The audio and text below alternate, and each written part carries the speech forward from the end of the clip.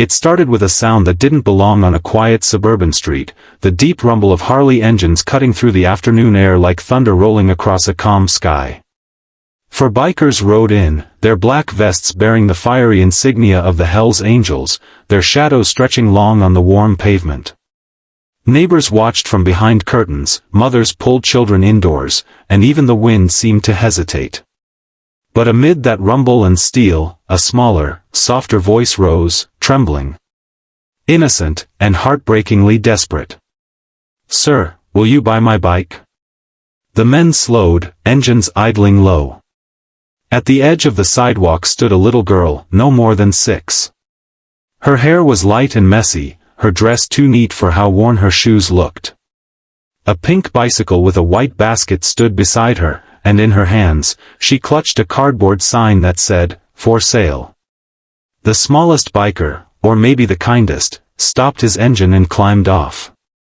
The others followed, heavy boots thudding on the pavement.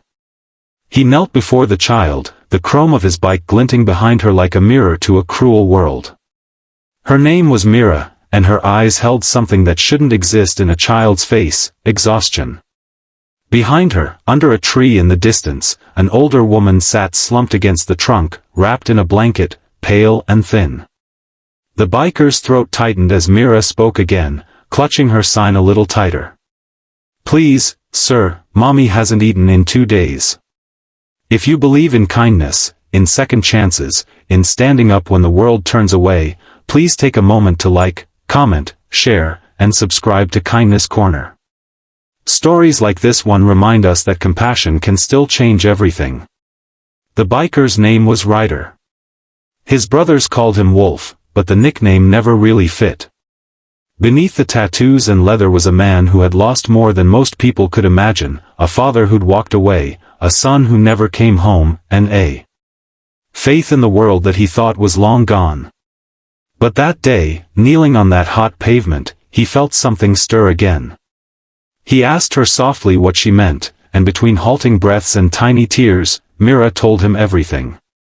Her mother, Clara, had worked at a local catering company owned by a man everyone in town respected, Mr. Hensley, the CEO who smiled on magazine covers and donated to charities for the cameras. When the company downsized, Clara was among those fired.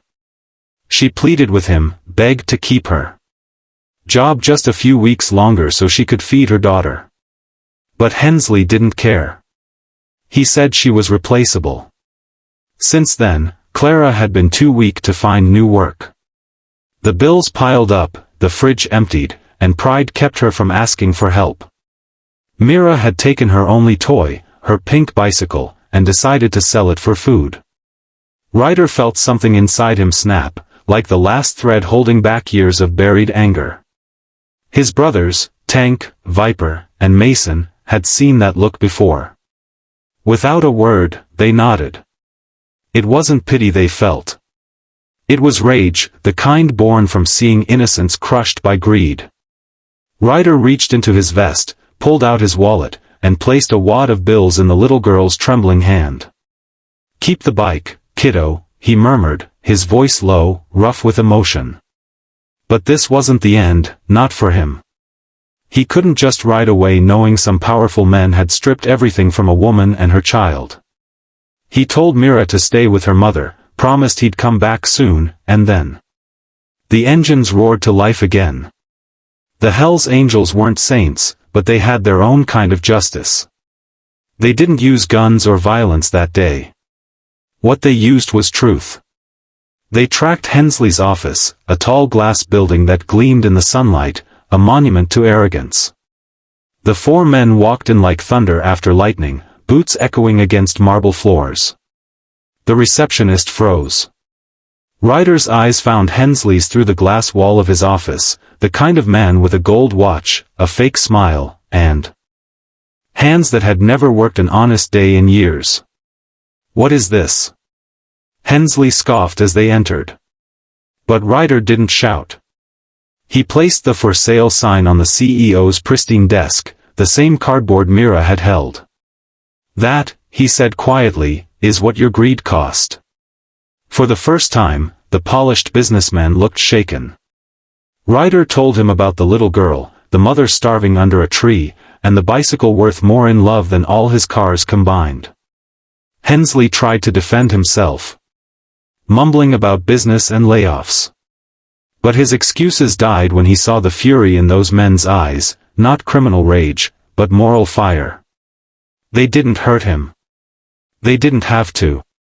Instead, Ryder leaned close and said, "You don't get to buy forgiveness, but you do get a chance to do what's right." By sunset, the news had spread across the town that the CEO who once fired a struggling mother had anonymously donated a year's worth of groceries to families in need, paid off hospital bills for single parents, and rehired those he'd wronged. No one knew what changed his heart. Only a few rough men and a little girl with a pink bike did. When Ryder and his brothers returned to the tree later that evening, Mira ran to them, her eyes wide with joy. Her mother, Clara, stood now, still weak, but smiling for the first time in weeks. The light caught her face, and Ryder noticed the way her hand trembled when she tried to thank him. He simply nodded, tipping his head as the engines cooled beside them. "You don't owe us anything," he said. "Just promise you'll never give up." They shared bread that night, the bikers, the woman, and the little girl who'd sold her bike not for toys, but for love. The sunset painted gold across the chrome, the grass, and the cardboard sign that now lay folded in Myra's lap. For a moment, the world didn't seem so broken anymore. If this story has touched your heart, if it reminded you that compassion can come from the most unexpected places, please take a second to like, share, comment, and subscribe to Kindness Corner. Every click helps stories of real kindness reach those who need help the most. And before we end, tell us in the comments below, what would you have done if you were in Ryder's place? Because sometimes, all it takes is one act of courage to make the whole world believe in kindness again.